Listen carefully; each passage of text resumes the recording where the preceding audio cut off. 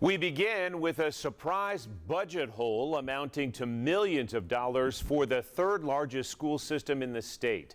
Knox County Schools is short almost $8 million, and tonight the board met to consider job cuts and shaving salaries. Welcome to 10 News at 11. I'm John Becker. The scenario is unheard of in recent history.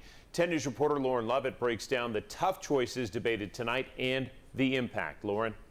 John, leaders say this is an unprecedented situation, having to change a budget that's already been approved just weeks before the school year starts. They say they've looked at several different ways to make up the $4 million loss from the county and are working to move funds around to account for the $3.8 million loss from the state.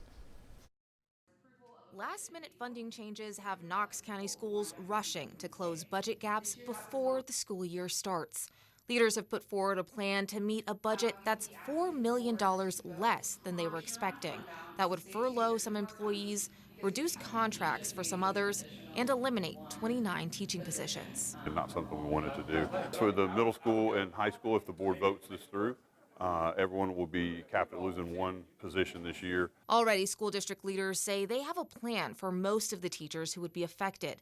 But that isn't enough to ease some people's concerns. Many schools, mine included, went through staff reductions this year, last year, year before, and it's demoralizing because, you know, all of a sudden you and your colleagues are now having to juggle more. Michael O'Malley is a high school English teacher. He says leaders should take more time before deciding and use reserve funds to pay teachers. They're right that it can only be once. It's not sustainable. We'll have to have similar conversations this year. But I think having a year of just having it stabilized, that'll be helpful with the school year just starting in a month. School board member Steve Triplett says that would only delay the inevitable. They've worked really hard to figure out the best solution that they can with minimal impact, and I think they've done a really good job presenting an option that will help us reduce the impact as much as we can, keep teachers in classrooms as much as we can, and reduce the impact on students. The board will vote on the revised budget on Thursday.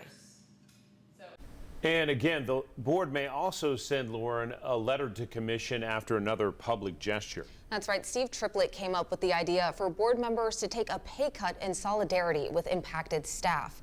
Code states members are to be paid the same amount as commissioners. So this resolution could also be asking commission to take a cut.